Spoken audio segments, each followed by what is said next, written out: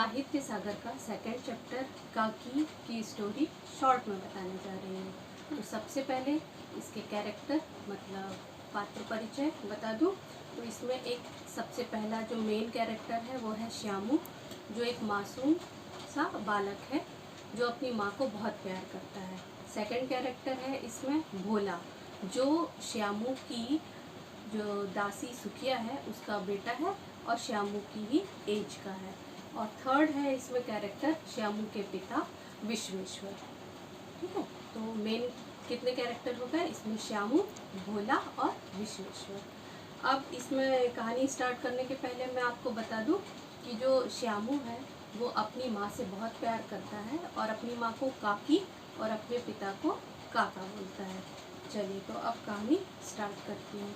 एक दिन सुबह जब श्यामू सोकर उठता है तो देखता है पूरे घर में एकदम शोर मचा हुआ है, मतलब रोने की आवाज़ आ रही है चारों तरफ से। फिर देखता है तो धरती पर उसकी माँ को कंबल के ऊपर लेटाया हुआ है। अब बालक तो छोटा सा है तो वो कुछ समझ नहीं पा रहा है, तो वो देख रहा है कि सब लोग रो रहे हैं और उसकी माँ जो है वो ज़मीन पर लेटी हुई है और उसके ऊपर कपड़ा, उसका शरीर जो है कपड़े से ढका हुआ है और सब लोग रो रहे हैं। थोड़ी देर बाद क्या होता है, फिर सारे लोग, आप लोग तो समझ गए होंगे कि उसकी माँ की मृत्यु हो चुकी है। अब वो तो छोटा बच्चा है, तो जैसे ही थोड़ी देर बाद सब लोग उसको उठाकर शमशान ले जाने की तैयारी करने लगते हैं तो वो जो बालक रहता है वो शोर मचाने लगता है। इधर पर है उपद्रव, उपद्रव मीन्स शोर। तो वो शोर मचाने लगता है कि काकी सो रही है, आप लोग उसे कहाँ ले जा रहे हो। तो कुछ लोग रहते हैं, जो बच्चा है तो उसको क्या बताएंगे, तो बोल देते हैं कि जो काकी है वो मामा के घर जा रही है। तो बच्चा है छोटा सा तो वो समझ जाता है कि अच्छा ठीक है। तो उसके बाद क्या होता है, लेकिन देखिए अब यहाँ पर है आपकी बुक में एक जो सेंटेंस है बहुत ही इम्पॉर्टेंट है।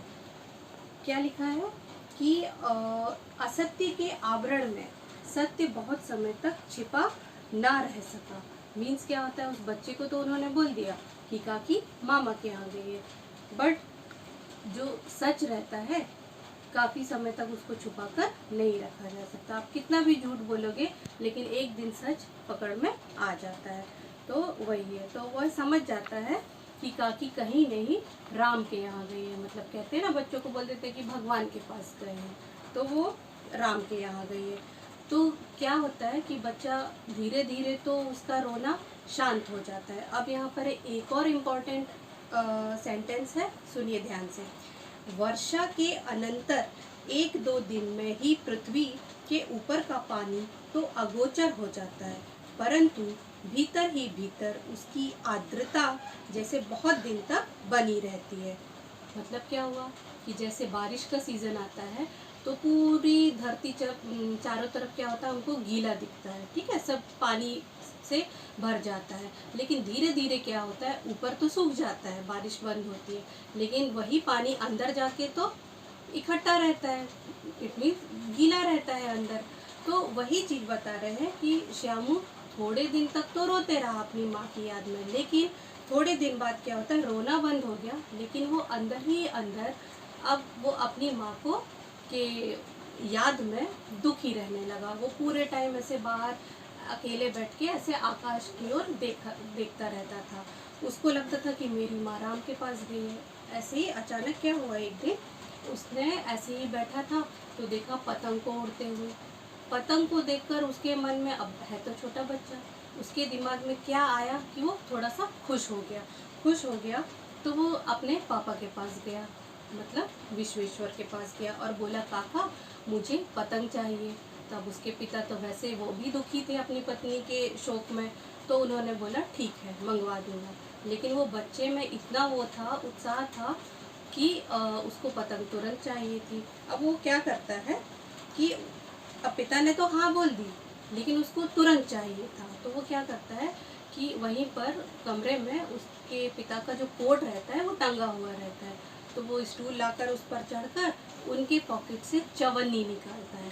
अब आप लोगों को मैंने एक स्टोरी बताई थी, बात अठन्नी की, तो अठन्नी मीन्स होता 50 पैसे, यहाँ पर बात चवन्नी की हो रही है। चवन्नी मीन्स 25 पैसे। ठीक है, तो वो 25 पैसे लेकर निकाल कर और उसको दे देता है भोला को। भोला आपको बताया मैंने कौन है, उसकी दासी जो सुखिया है उसका बेटा, जो इसके ही सेम एज का है। तो वो भोला को देता है और बोलता है कि किसी से दीदी से ये अपना, तो क्या बोला मैंने कि जो श्यामू है वो भोला से बोलता है कि ये चवन्नी लो और किसी से पतंग मंगा लो। अब वो पतंग मंगवाता है और फिर जब उसमें डोरी बांधने लगता है तो भोला से बोलता है कि किसी को बताना नहीं, ये पतंग मैं काकी के पास भेजने वाला हूँ। ठीक है, तो जो भोला रहता है वो भी उसकी एज का रहता है, तो वो सोचता है कि वो बोलता है कि हाँ ये तो बात बहुत अच्छी है, पर वो क्या बोलता है कि इतनी पतली डोरी है इसकी, इससे तो काकी उतर नहीं पाएगी। देखो दोनों कितने मासूम बच्चे हैं कि पतंग से अपनी माँ को वापस लाने की बात कर रहा है वो, और उसका जो दोस्त है वो भी उतना ही भावुक है। अब क्या बोल रहे हैं कि काकी के पास भेजना है इसको, तो वो बोलता है कि जो डोरी है वो तो बहुत पतली है। ठीक है, तो वो बोलता है कि अब क्या किया जाए। फिर वो दूसरे दिन वापस से कोर्ट से फिर 1 रुपये निकालता है, क्योंकि उसको तो पतंग भेजनी, उसके मन में आ गया है कि मेरी माँ कहाँ से भी वापस आ जाए। तो वो क्या करता है कि वो उससे बोलता है कि ये लो 1 रुपये और इससे 2 डोरी ले आना, यदि एक छोटी पड़ गई तो। ठीक है, तो वो बोलता है कि इस पर मैं काकी नाम लिखवा लूँगा। अब श्यामू जो है उसको लिखना तो आता नहीं था, तो वो बोलता है यहाँ पर है कोई जवाहर है, जवाहर भैया, उनसे मैं काकी लिखवा लूँगा एक पेपर पर और इस पर लगा कर और ये पतंग भेज दूँगा। इतने में दोनों अपना काम बड़े खुश होकर कर रहे होते हैं। इतने में क्या होता है, विघ्न डालने के लिए कौन आ जाता है उनके काम में, विश्वेश्वर। अब वो आते हैं तो बोलते हैं कि मेरे कोट से पैसा तुम दोनों में से किसने निकाला है। तो जो भोला रहता है वो डर जाता है, डर जाता है तो क्या करता है, वो बता देता है कि पैसे श्यामू ने निकाले हैं, ये पतंग मंगाया था। तो वो आगे कुछ सुनते नहीं है और उसको 2 तमाचे मार देते हैं। अब वो तो छोटा बच्चा था। ठीक है, मारने के बाद फिर वो बोलते हैं कि इस पतंग से क्या करने वाले हो, तो पतंग तो फाड़ देते हैं गुस्से में। फिर उसके बाद देखते हैं कि वहाँ पर 2 डोरी पड़ी हुई है, तो फिर वो बोलते हैं कि इससे क्या करना है, तो भोला वापस से बोल देता है। भोला बोलता है कि श्यामू ने बोला है कि पतंग में डोरी लगा के काकी को वापस पतंग को ऊपर भेजेंगे तो काकी उससे नीचे उतर के आएगी। अब सोचो, वो बच्चे अपनी माँ को वापस लाने की बात कर रहे हैं और पिता ने उसी बच्चे को चाटा मार दिया। तो पिता जो है जैसे ही समझता है कि ये इसने पैसे क्यों लिए, उसको समझ में आ जाता है, तो वो एकदम मुंह खड़ा रह जाता है। ठीक है, यहाँ पर लिखा है हद बुद्धि। ठीक है, मीन्स वो एकदम सोच समझ नहीं पाते कि उन्होंने क्या कर दिया। ठीक है, फिर उसके बाद उस पर देखते हैं कि उसमें एक चिट है जिसमें लिखा हुआ है काकी। स्टोरी तो यहाँ ख़त्म हो गई, पर उसमें ये बताया गया है कि जो पिता है वो मासूम बच्चे के लिए वो सोच रहा है कि इसकी क्या मनोदशा है। ठीक है, वो भी दुखी है, लेकिन वो बच्चा जो है वो अपनी माँ को लाने के लिए कोशिश कर रहा है। ठीक है, तो ये थी कहानी काकी। बहुत ही इमोशनल कहानी है, एक छोटे से बच्चे की जो माँ के वियोग में, मीन्स उसके माँ चली गई तो उसके दुख में उसके अंदर क्या चल रहा है वो इस कहानी में दिखाया गया है। मेरे को लगता है शायद आपको समझ में आई होगी ये कहानी, और कुछ भी डाउट है तो प्लीज़ कमेंट कीजिए और मुझे बताइए आपको कैसी लगी मेरा एक्सप्लेन करने का तरीका, और लाइक शेयर एंड सब्सक्राइब कीजिए। Thank you.